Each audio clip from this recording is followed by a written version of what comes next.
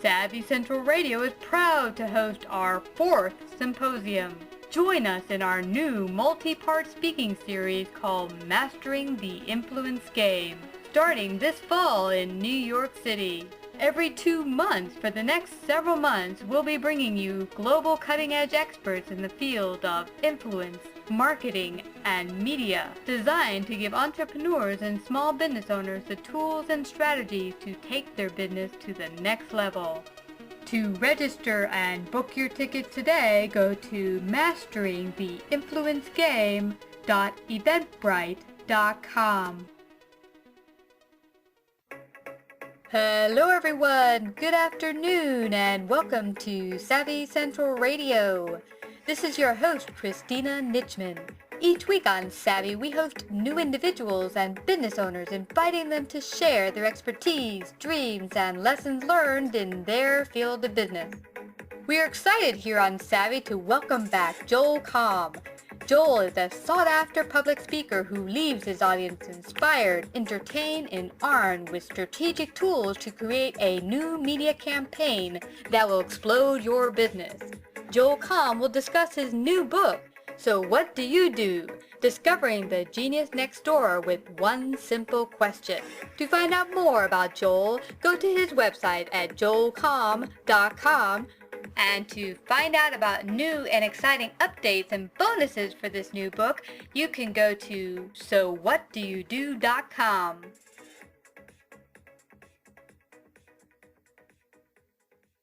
Hi, Joel. It's great to have you back on Savvy Central Radio today. How are ya? I'm doing great, and thank you so much for inviting me back. Well, I am so excited. I heard about your new book coming up. So what do you do? Discovering the Genius Next Door with One Simple Question. I love the title. Thank you. I'm pretty excited about it, and it kind of sprang forth from the fact that it's the most popular question that people ask each other when they meet somebody for the first time. You know, whether it's at a dinner or a networking event or wherever you are, you know, we shake hands, maybe exchange business cards, and one person looks to the other and says, "So what do you do?"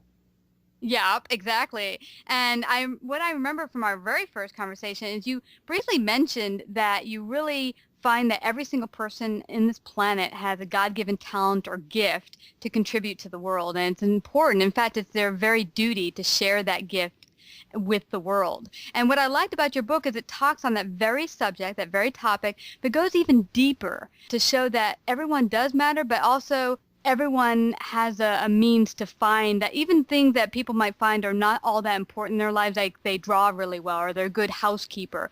You might think, well, that's not a gift that needs sharing with the world, but your book really shows that every single gift that someone has that has been granted to them can make a significant change into the world. Absolutely. You know, we tend to focus so much on the so-called gurus, and I kind of hate that word, but it's the one we use to indicate these are the people that we sit at the feet of and listen as they dispense wisdom from the mountaintop. And it's I don't like when people call me that. I'm just a regular guy, and I share based from, you know, from my heart and knowledge and experience. And well, everybody has the ability to do that. And, you know, as we're speaking right now, I'm looking out the window and looking up and down the street, and I see all these houses, and I'm thinking, you know, in each one of these homes, there lives people who are talented in some unique way, you know, whatever their God-given ability is, their talents, their skills, their abilities, their passions, their personality that makes them so unique that if they're doing what they are made to do, they're bringing value to the world around them. And there's so much variety,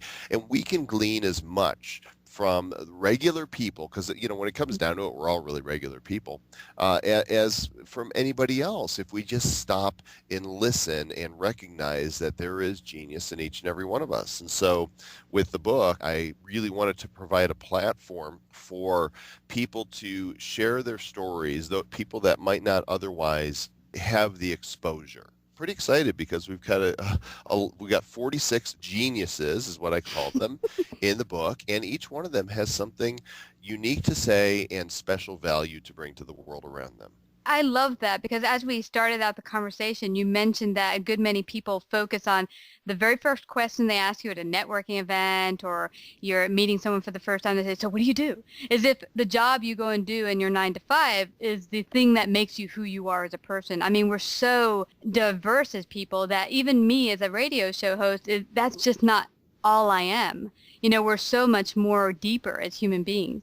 Right. Yeah. We are not the sum of what we do. Who we are is a totally different subject matter. And in many ways, I don't even think we are our physical bodies, right? The earth Hmm. suit that we walk around with. All you got to do is find a person that's lost an arm or a leg, a piece of their body, but that doesn't change who they are. Hmm. It doesn't change the substance of their soul and their spirit. And so I think that we are definitely much more than what we do. And what we do changes throughout our lives. If you could define me as 25 years ago, if you define me by what I did, you'd say, well, Joel Comm is a DJ. That's who he is. Well, that's something that I did many years ago, but I don't do that anymore. Hmm. Who we are, it comes from our heart, from our soul, and it's in a constant state of growing and evolving. I love that, Joel. And what I find when the things you do are really an expression, it's the way in which you can express who you are, Right. but not the who you are. Right. Yeah, that's really awesome. So what brought you to delve into this very topic and write this particular book? Well, as we spoke on our last interview, I had been on a bit of a mini sabbatical of sorts where I sold off a couple of my businesses and took a couple of years to work on myself both personally and professionally and figure out what I wanted to do next. And I was invited to speak at a couple of events once I put myself back out there earlier in 2013. And I thought to myself, I don't have any new products to offer. What am I going to provide as far as value for people, and what opportunity can I provide for them to work with me? And so when I surveyed my history, the landscape of what I've done, I realized two things. One, that because of the different industries I've worked in and the successes I've had, I have the ability to help promote others. It's that whole power of association, that, when you connect with somebody who's been where you want to go, a rising tide lifts all boats. The other thing was how strong I am in the publishing arena because of all the books I've done. And I thought, what if we used the chicken soup for the soul model, where we had many authors that were contributing to the book, but rather than just have stories be inspirational, it also served to promote their expertise and what they do as a business person for a living. Hmm. And from that, I was able to gather together a very unique group of individuals that go across the full spectrum of professional occupations, and here we are, and the book's just getting ready to come out, and I'm excited, but we've got 46 other authors that are also very excited. Yay. And it's taking place, the launch on October 16th, is it? It's Tuesday, I think it's the 15th. Ah, okay. I've already seen that it's up and going. You can get ready and start pre-purchasing on Amazon.com. I see it's out there. It will be a paperback as well as a Kindle. Yes, in fact, there's a really cool initiative that's happening. Morgan James Publishing, my publisher, is among the first publishing houses in the world to offer a buy one, get one. And what they're going to do is if anybody purchases the softcover book, they're going to get an EPUB, a digital version, for free. Awesome. So that way people who can't decide which one they like, they can have them both. Awesome. So they can have the hard copy, and then if they want to upload it onto their Kindle and walk around with that as well, they've got two options. Awesome. Absolutely, yeah. I love that. And this goes back to what we were talking about earlier. What I like about your book is that because that question of what do you do, aka what is your 9 to 5 job, or what do you do during the day that defines who you are, your book takes it deeper in that it not only shows what seems like just ordinary people doing extraordinary things, it kind of, and I think this is what you're trying to hit with your book, is trying to get people out there to see what other people have done to take greater action in their own life. Right. I mean, because look, if we're all just doing the best we can, we're all seeking to bring value through what it is that we do. And one of the things I want to do with this book is inspire others to take a good hard look at the value that they bring. And because there's some people that are like, well, I don't have much of an impact. And it's amazing how much one life can touch another. And so I want these stories of regular everyday people just being who they are and sharing their genius with the world to hopefully stimulate that in others. So they'll be like, you know what, my story needs to be told as well. I'm doing something that's really special. And how do I go about doing this? hmm I like that, Joel, because I have a really close friend who's been an artist forever and a day. I mean, since before she could walk, she was drawing. But like a good many of us that have God-given talents and gifts, we don't take them serious or even pay attention to the fact that we have them. We're like, oh no, everyone can draw a picture on a piece of paper. And the case being is that is not true. I cannot draw for beans. And I said to my very friend, I said, no, you do have a talent that is special. I can't draw and I can't do what you can do. Right. Oh, everybody is. I can't draw either. I could do a stick man maybe, but not much more than that. But we're all uniquely gifted. And as I share this story, I'm sure your listeners are probably thinking as well, how do I get involved in something like this? Well, volume 1 is done, but when people go to sowhatdoyoudo.com to get the book, not only will they have access to a number of bonuses from a number of the contributors and authors in the book with me, they're gonna be surprised to discover that I've got 2 of my traditionally published books that are going to be available as a bonus in downloadable ebook form, the AdSense code and click here to order. And also they're going to be able to apply. I haven't yet decided if I'm going to do a second edition. I would like to. It's been a lot of work, but I've learned a lot the first time around. But they'll be able to apply to perhaps be in an upcoming edition of So What Do You Do? That is really exciting. Yes. So it's sowhatdoyoudo.com, correct? Correct. Awesome. Awesome. So everyone go please check that out and go to buy your copy today. I love the book, and what I loved also is that it really got me thinking of other ways I could go deeper into discovering what is my other gifts and talents, because I don't just have one. Like many people, you have many gifts and talents. Right. What would you say, Joel, to someone out there who doesn't quite know or can't figure out, like if someone were to say to them, what is your God-given greatest talent or gift? They don't even know where to start. What would you say to them? Talk to the people who know you best. Often they'll have insights that you don't have. I remember between sophomore and junior year of college, a family member had recognized my love for music and how many records I would buy and how often I listened to the radio. And they said, why don't you try out for the college radio station? And I thought, why didn't that dawn on me? I used to play DJ as a kid, for a family member that was walking by. I'd have my stereo going and be playing records. And it didn't dawn on me. And when she mentioned that to me, I went back to college. I auditioned. I got on the radio and I was on Rock 107 WPGU FM, Urbana-Champaign, right? I was doing radio and I had a blast. And so, ask the people around you. Say, be candid with me. You know me. You know what I do. But what do you think I would be really good at? And then of course there's personality profiles, which are always helpful, and you could just go online and just Google personality profiles, occupational profiles, and take a few tests and get opinions from those. But usually it's the people around us who know us that have the most insight.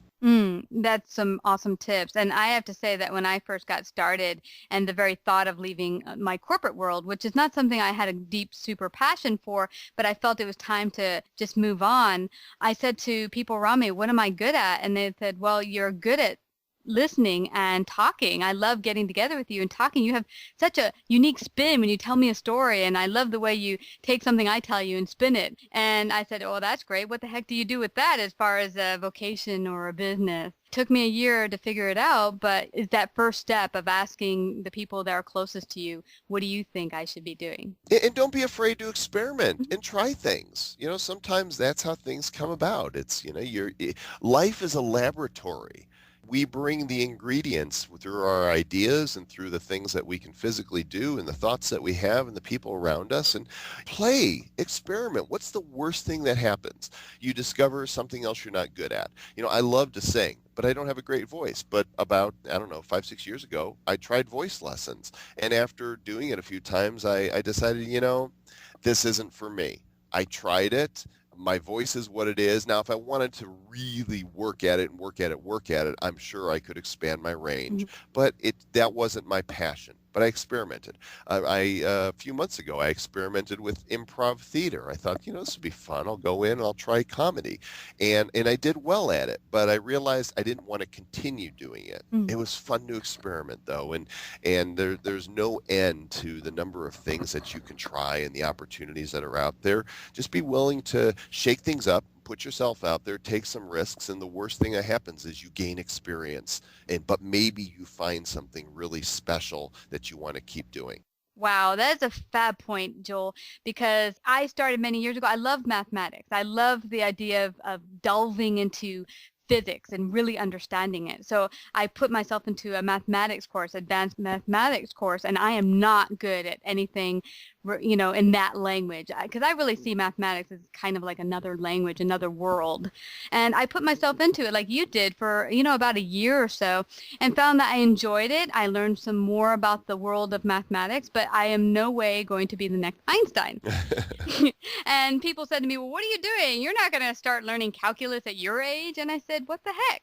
You only have one life, and there's nothing wrong with trying things out, even if it doesn't work out. Right.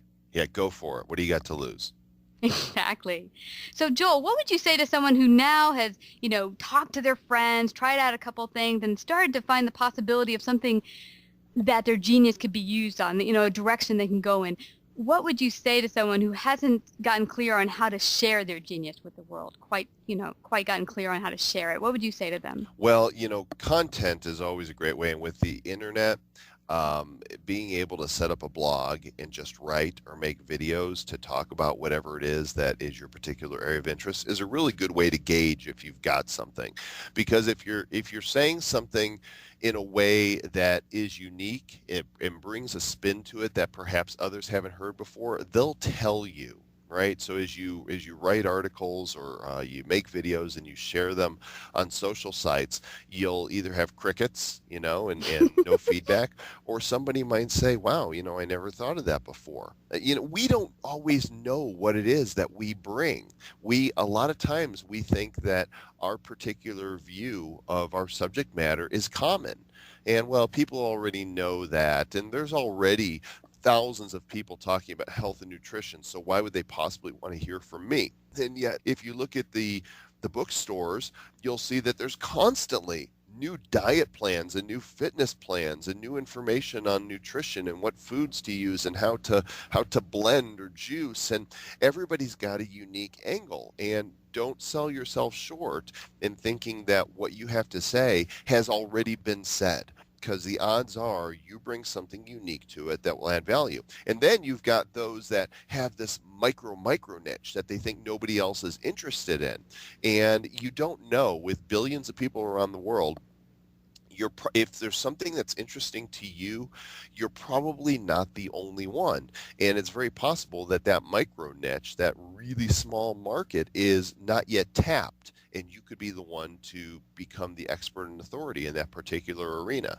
I love that, because it looks like people out there will be saying, hey, like my friend did, hey, everyone can draw. And that is very much not true. I mean, I can't draw. You already said you're not, it's not one of your gifts and talents. So to say that there, let me just try it, see if, because what I'm thinking is that no matter what you do, there'll be someone out there who's going to be your audience if you have a passion for it and you do it really well. That I believe that with my whole heart. Yes, me too. And then the micro niche, what I liked about that is I had a good friend come to me recently who is going to start a coaching practice, but for a very small group of people regarding epilepsy. He's been dealing with epilepsy for 30 years. And he said, I want to hit that target market because I don't think a lot of people are talking to that audience. But I'm thinking I'm not going to make money because it's only like 1% of the entire world population.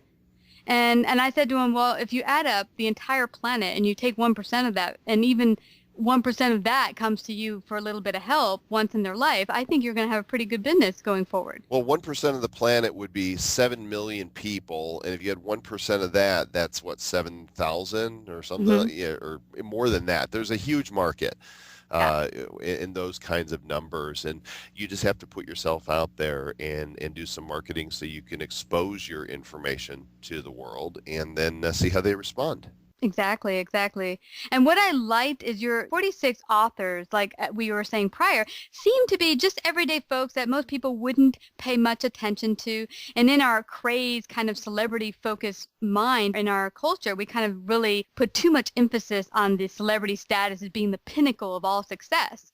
But your book shows how everyone can make a difference. And I was particularly drawn to Arlene Krantz' story. Hmm. She reminded me a lot of myself, a good portion of my friends and family throughout the years when I would kind of take a leap out and do something different. Be like, what are you doing that for? You can't do mathematics at your age, or you can't start a show at your age. So she had a lot of those obstacles of people saying, I can't and whatever. What for you, Joel, as you were putting all these compilation of stories together, what really made an impact for you the most and why? In getting to know these individuals, and I've had the opportunity to do more so in because we're also launching a podcast called So Yay. What Do You Do? That is a companion, and I've been pre-recording all these interviews with the contributors to the book and getting to dig even further into their stories. And the thing that resonates again and again is not any one individual, because they're all brilliant, but how passionate they are about what they Mm, do and how focused they are on communicating their message and impacting the world around them. That's the core. And when you ask somebody that question, so what do you do? Listen with mm, intentionality, because if you do, you're going to see somebody's heart and soul open up before you as they share what they're all about. And there's so much opportunity in that. I think, when we meet people for the first time, so many people want to get past the so what do you do, so they can say, let me tell you what I do. Right? yeah. But the real power is in listening and receiving from that person.